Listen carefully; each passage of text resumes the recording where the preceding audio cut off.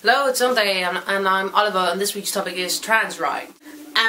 What a good joke trans right is, right?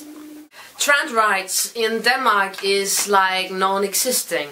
Here in Denmark we have, the only thing the government offers to transgender people is a clinic called Sexologisk Clinic, which is called like the clinic of sex something, yeah. But the problem is the clinic is SK. We call it SK.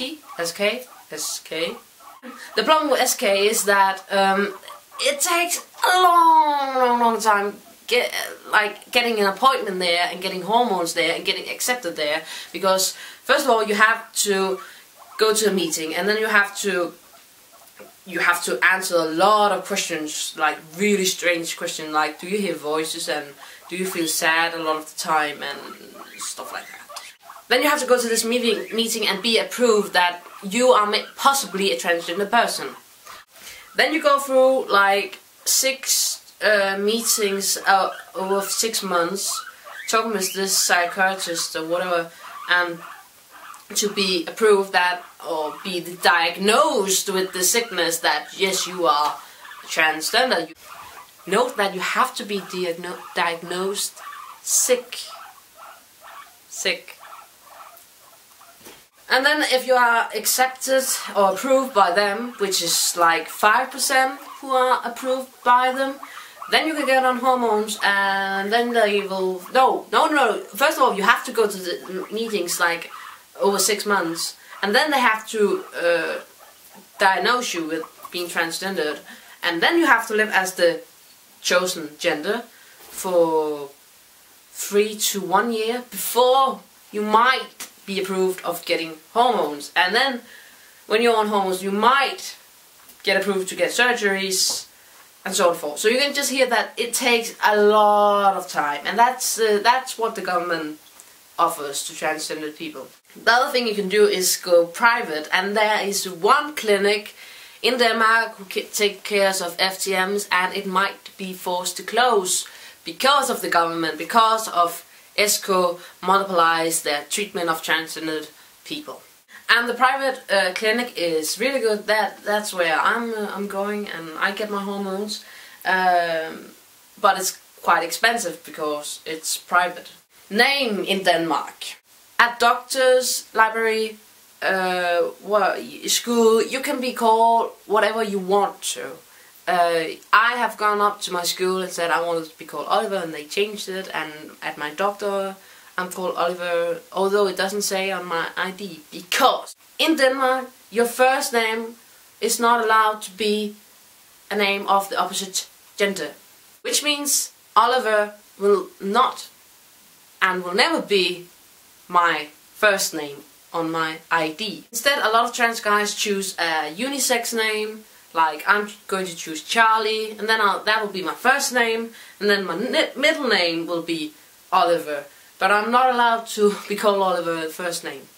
If I want Oliver to be my first name, I will have to get a hysterectomy, which basically means that I have to be sterile and get a surgery to change my first name. And then I'll have to be approved by ESCO to get the name change, and it takes a long time, and it's a bloody surgery to get a name change. Passport, I will never be able to get an M in my passport instead of an F. I will possibly allow to get an X if I get the hysterectomy, if I change my first name, and if I get approved by ESCO again. Although I'm not in the system, they will have to... I just have to be approved by the government, and it will take a long time, and it's just a ridiculous system. In Sweden, I know they are more accepting. You don't have to get a hysterectomy to change the first name. It is easier to get on hormones, I think, with the system have. The same in Norway, as far as I've heard.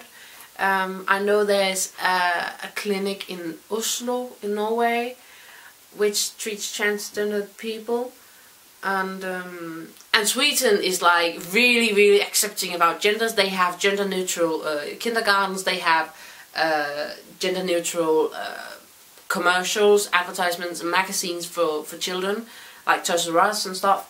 So they are very accepting of transgender people, and I think Norway is too, but I'm not sure actually.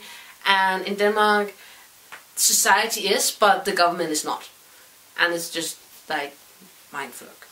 If you're a transgender person in Denmark and you are not 18, then you're just screwed. You can't get hormones, you can't get surgery, you can't get anything. You have to wait till you're 18, and then you have to be approved by ESCO or go to a private clinic. And if you don't have you're 18, unless you have the money, you have to get it from your family. And if they don't want to, and you have to go through ESCO, they require that your family is accepting, and they have to meet up to meetings with you. And it's like, even though you're 35 and you want to be approved by ESCO, they will say, we need to meet your parents or sisters or brothers. And I don't get it. Gay people who don't support transgender people, I don't have much respect for, and because we are in the same boat. We are different from the normal stereotypical world, and we should support each other and help each other, and we should celebrate when the gays can marry, and we should celebrate when transgender people can control their own life and not be pushed around and be diagnosed as sick. In my lifetime, I hope that the diagnosis of being, I'm not sick. When you're transgender, you're not sick. You don't have a mental sickness, and I feel horrible. I would feel horrible be diagnosed with that. I know I'm transgender. I know it's not normal, but don't make me sick, because I'm not sick. I'm just different. And I hope, that's my big wish actually, that being transgender will come up off the list of mental disorders, because it really hurt my feelings. Like, should I work then? Because I'm sick. Should I work then? Because you say I'm sick, then yeah. Keep on fighting. I guess that's what we could say about that.